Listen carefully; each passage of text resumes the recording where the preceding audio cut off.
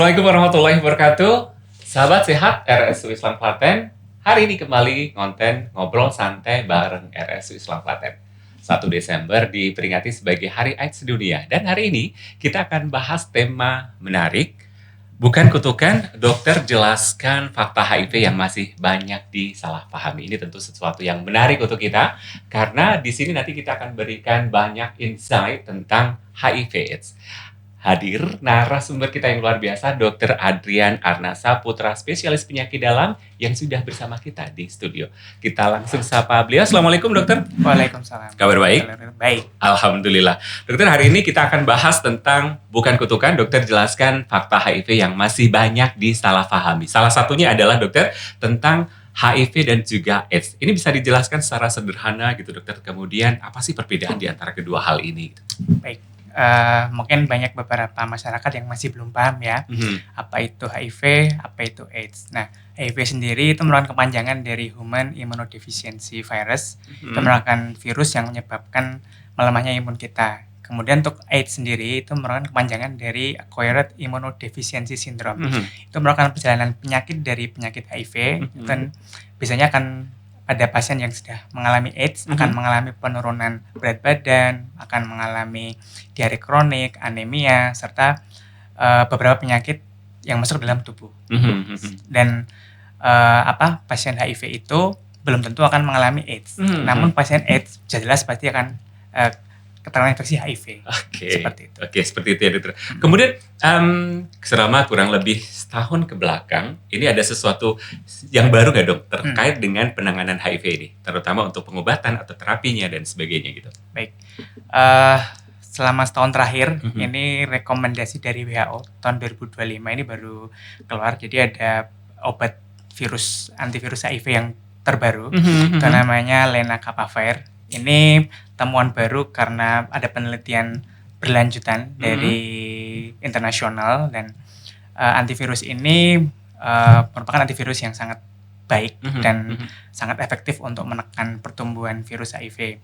Nah, pemberian antivirus ini diberikan secara dengan suntikan, dan pemberiannya mungkin pemberian suntiknya hanya sebulan sekali. Namun obat ini memang belum ada di Indonesia, karena satu, kosnya biayanya masih mahal, serta hanya terbatas di internasional. Mungkin kedepannya Indonesia akan memiliki ini. Ya, semoga doakan saja. Mudah-mudahan. Lenacapavir ya dok ya? Ya, Oke, ini menjadi sesuatu yang baru bagi penanganan HIV. Tapi sayangnya memang belum bisa hadir di Indonesia. Kira-kira kapan ini dok? Kira-kira aja nih. Kira-kira. Ya, mungkin jika saya bisa berharap mungkin bisa 5-10 tahun ke depan sudah ada di Indonesia. Mudah-mudahan ini kabar baik yang tentunya memberikan sesuatu yang baru bagi penderita HIV/AIDS di Indonesia gitu ya dokter ya. Baik, kemudian cara penularan HIV yang paling sering terjadi di Indonesia terutama untuk kalangan muda ini, apakah secara data di usia muda ini penderita HIV di Indonesia juga sudah mulai nampak atau muncul gini dokter? Baik, untuk data penderita HIV sendiri di Indonesia berdasarkan data dari Kemenkes RI tahun 2025 itu diperkirakan sudah mencapai sekitar 500.000. Dan pertumbuhan kasus HIV itu memang paling sering terutama pada usia produktif. Usia remaja dari usia 14 tahun sampai usia 30 tahun. Dan berdasarkan data dari Provinsi Jawa Tengah sendiri, ini cukup tinggi juga angka kasus HIV di Jawa Tengah. Dan sekarang HIV itu sudah mulai terkenal pada pelajar. Nah, ini menjadi pertanyaan besar. Kenapa usia-usia dini itu sudah banyak yang terinfeksi oleh HIV?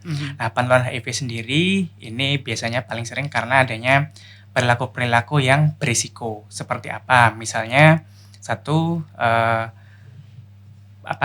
berhubungan seksual di usia dini, kemudian mungkin saat ini lagi tren berhubungan seksual sama jenis. Kemudian yang ketiga seperti penggunaan narkotik, terutama itu jarum suntik.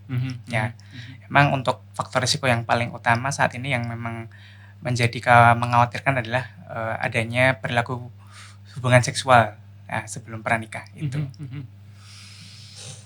Sahabat sehat, kalau kita dengarkan informasi dari Dr. Adrian bahwa pelajar ini juga sudah mulai terjangkit atau mungkin sebagai penderita HIV/AIDS gitu ya dokter. Ini sesuatu yang mungkin membuat kita juga sedih gitu ya dokter, karena di usia produktif mereka sudah harus berkulah dengan penyakit yang sebenarnya bisa dihindari gitu ya dokter ya.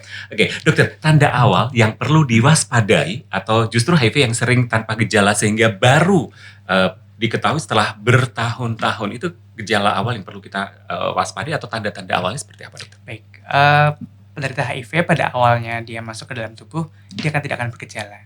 Dalam rentan waktu 3 minggu sampai 3 bulan dia murni sehat. Gak ada gejala sama sekali. Nah, nanti setelah 3 bulan virus itu masuk dalam tubuh, dia akan mulai melemahkan sistem imun kita. Gejalanya untuk tahap awal bisa seperti kayak demam flu biasa, batuk, pilek, kemudian setelah lanjut bisa menjadi seperti sering diare, 1 bulan terakhir gak sembuh-sembuh, kemudian ada penurunan berat badan tanpa penyebab, kemudian sariawan gak sembuh-sembuh, kemudian bisa terjadi anemia, batuk, infeksi flek paru dan sebagainya. Gitu. Tapi memang untuk deteksi awal saat virus itu masuk dalam tubuh sangat sulit dikenali. Kalau deteksi awal ini sebenarnya kalau di kita di RSU Islam Platen sudah bisa dilakukan belum dokter? Bisa. Di kita di sini sudah lengkap untuk pemeriksaan screening HIV dan bisa kita lakukan screening ini pada pasien ibu hamil, kemudian pasangan-pasangan yang mau menikah atau atas permintaan dari pasien sendiri, begitu. Berarti sudah ada gitu, sudah bisa dilakukan di RSU Islam Platen. Ini sesuatu yang luar biasa. Beberapa peran kita sebagai rumah sakit memberikan pelayanan tidak hanya tentang pelayanan yang berkaitan dengan penyakit yang di belakang yang dirawat inap, akan tetapi juga deteksi dini. Tidak hanya MCU untuk sesuatu yang kita harus sehati, tapi ternyata deteksi dini HIV/AIDS pun sudah bisa dilakukan di RSU Islam Platen ya dokter ya. Berikutnya, ini sesuatu yang menarik dokter. Apa saja sih langkah yang bisa dilakukan yang benar-benar efektif dan bisa dilakukan oleh masyarakat Indonesia? Baik, dalam arti apa? Pencegahan HIV. Pencegahan HIV, pastinya agar ya seperti tadi yang disampaikan bahwa HIV bisa terjadi karena perilaku seksual yang menyimpang, kemudian penggunaan jarum suntik yang tidak memenuhi kaidah kesehatan gitu ya. Mungkin ini yang bisa kita lakukan pencegahannya seperti apa? Ya, untuk pencegahan yang pertama sebagai dari dalam diri kita sendiri ya, satu, kita harus mengurangi perilaku-perilaku berisiko seperti sering berhubungan seksual dengan bertukar-tukar pasangan, kemudian berhubungan seksual dengan sesama jenis, kemudian menggunakan narkotika terutama jenis suntik, kemudian salah penggunaan jarum suntik secara tidak benar, tidak sesuai kaidah kesehatan seperti itu. Kemudian kita juga harus sebagai umat muslim kita juga harus banyak berdoa, harus beribadah, ingat kepada Yang Maha Kuasa agar kita tidak melakukan segala bentuk kegiatan yang melanggar norma agama gitu ya. Seperti itu. Dijauhkan dari hal-hal tidak baik gitu. Betul. Ya. Karena di situ ada nilai moral dan juga nilai religi yang kita memang harus tingkatkan gitu ya dokter ya. Beberapa di antaranya adalah ini sesuatu yang ya secara kaidah benar memang nggak sesuai syariat gitu ya. Dan ya seperti yang disampaikan Dokter Adrian bahwa kita bisa lakukan pencegahan dengan hal-hal yang tadi bisa disampaikan Dokter Adrian. Kemudian Dok, kita masuk di segmen mitos atau fakta nih. Dok, apakah benar HIV bisa menular lewat salaman, alat makan, atau tinggal serumah? Oke, itu mitos. Mitos. Faktanya dokter? Faktanya HIV itu hanya menular melalui kontak cairan tubuh. Misalnya darah, kemudian dari cairan kemaluan, kemudian dari air seni. Tapi memang prioritas paling tinggi adalah dari darah. Misalnya kita transfusi darah atau waktu berhubungan badan ada luka darah sehingga masuk ke dalam tubuh kita akan berisiko. Seperti itu. Next, apakah masyarakat harus takut apabila ada warga yang diketahui merupakan orang dengan HIV/AIDS dan ingin mengikuti kegiatan kemasyarakatan? Tidak perlu takut. Kenapa takut? Karena penderita HIV itu tidak menular melalui kontak. Ya, jadi kalau untuk misalnya kita mau kegiatan bareng-bareng, olahraga bareng, aman. It's okay, nggak masalah ya dokter. Sahabat sehat, kita harus jeda untuk beberapa informasi yang nanti akan disampaikan di kanal YouTube kita RSU Islam Platen dan tetap di podcast Ngonten Ngobrol Santai bareng RSU Islam Platen.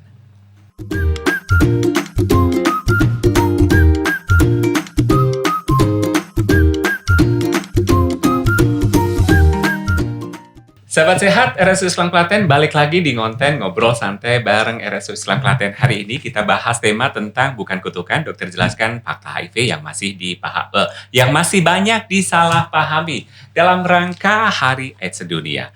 Sudah ngobrol banyak tadi kita dengan Dokter Adrian dan kita akan lanjutkan nih pertanyaan berikutnya. Ini tentu sesuatu yang menarik karena seberapa penting deteksi dini dokter, apakah pasien HIV yang ditemukan lebih awal punya harapan hidup yang sama dengan orang sehat?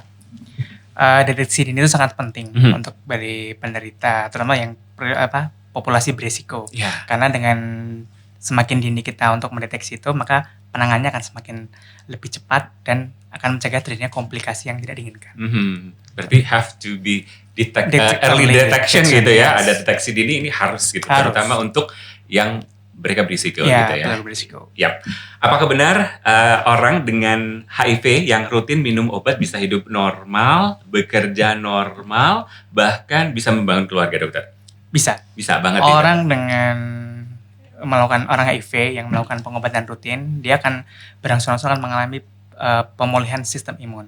Obat HIV itu dia bekerja bukan untuk membunuh virus, dia hanya untuk menekan pertumbuhan virus. Banyak sekali pasien-pasien saya yang sudah menjalani pengobatan selama 6 bulan, dia akan mengalami penurunan gejala, intinya dia seperti normal kembali. Nah, yang menjadi tantangan adalah apabila pasien nanti akan misalnya menjalani pengobatan dan akan berhenti, maka sistem imunnya akan turun lagi. Maka dari itu, agar pasien-pasien HIV itu bisa untuk menjalani aktivitas secara normal, maka pengobatan harus terus dilanjutkan. Dan ini seumur hidup atau seumur hidup? Oh, seumur hidup. Ya. Oke, baik. Sahabat sehat, seumur hidup apabila pasien HIV/AIDS menjalani pengobatan rutin agar dapat hidup dengan normal gitu ya, dokter ya. Oke. Banyak yang takut juga dengan efek samping obat HIV karena mungkin dikonsumsi seumur hidup. Sebenarnya seperti apa dan bagaimana dokter mengelolanya? Perlu takut nggak sih sebenarnya mereka? Jangan takut minum obat HIV. Obat HIV memang yang generasi awal-awal, yang awal dulu itu ada beberapa efek samping seperti bikin anemia, kemudian sulit tidur, gangguan tidur, kemudian ada yang alergi. Namun untuk saat ini obat-obat generasi terbaru itu sudah mulai minimal efek sampingnya sehingga aman dikonsumsi untuk seumur hidup. Termasuk juga penemuan terbaru tadi, lenacapavir. Mudah-mudahan segera bisa datang ke Indonesia nih. 5 tahun ke depan. 5 tahun ke depan. Oke, stigma terhadap ODA dokter masih kuat. Dari sudut pandang medis, apa dampak stigma terhadap peluang sembuh atau kualitas hidup pasien, dokter? Nah, stigma masyarakat terhadap ODA itu sangat, menurut saya, hati-hati dan sangat berisiko. Karena pasien ODA itu dia butuh support, dia butuh diperlakukan seperti manusia pada umumnya. Nah, dengan stigma yang buruk terhadap pasien ODA itu otomatis dia akan berakibat mental breakdown atau mungkin yang sekarang lebih terkenal ini ya mental illness. Dia akan mempengaruhi mental pasien ODA dan mereka akan merasa kok saya dihindari, saya dikucilkan, merasa sendiri gitu ya? Merasa sendiri, saya dibedakan, kenapa orang tidak mau berteman dengan saya, itu adalah hal yang sangat berbahaya. Nanti malah penyakitnya tidak sembuh, tambah penyakit mental health itu. Berarti butuh support system. Yes. Kemudian support system dari keluarga, teman, dan lingkungan ini seberapa besar sih dokter untuk mendukung pasien HIV agar tetap sehat dan juga tentunya produktif? Supportnya sangat penting sekali, karena pasien ODA itu dia kadang setiap kali pertama kali didiagnosis dia akan merasa down, dia merasa kok seperti denial seperti itu, maka sangat membutuhkan support orang-orang terdekat seperti keluarga, pasangan, kemudian teman atau enggak sesama penderita, dan itu sangat diperlukan juga untuk ibaratnya memotivasi pasien untuk melanjutkan pengobatan. Karena pengobatan jangka panjang itu sangat membosankan dan kadang semangatnya naik turun. Yes. Berikutnya dok, apa pesan penting yang bisa disampaikan Dr. Adrian kepada masyarakat di hari AIDS Sedunia ini, sesuatu yang seharusnya semua orang bisa pahami di era sekarang ini? Nah, kepada seluruh masyarakat, ini saya Dr. Adrian, spesialis penyakit dalam, ini menghimbau bahwa penyakit HIV ini bukan hanya tanggung jawab oleh tenaga medis, fasilitas kesehatan, departemen kesehatan, namun ini tanggung jawab seluruh masyarakat Indonesia. Tanggung jawabnya apa? Tanggung jawab bagaimana kita bisa mencegah penyebaran virus ini, semakin menekan angka penyebaran virus ini, kemudian kita bisa menghimbau kepada anak-anak muda generasi penerus bangsa bahwa penyakit ini berbahaya dan akan mengganggu kualitas hidup kita. Nah, support masyarakat seperti satu, jangan mengucilkan pasien ODA, kemudian tetap bergaul seperti biasa, kemudian juga mengingatkan apabila pasien ODA sedang mengalami mental breakdown, seperti itu. Nggak kerasa ya dokter? Ya. Sudah banyak hal yang kita bisa sampaikan kepada sahabat sehat RSU Islam Klaten terkait dengan Hari AIDS Dunia.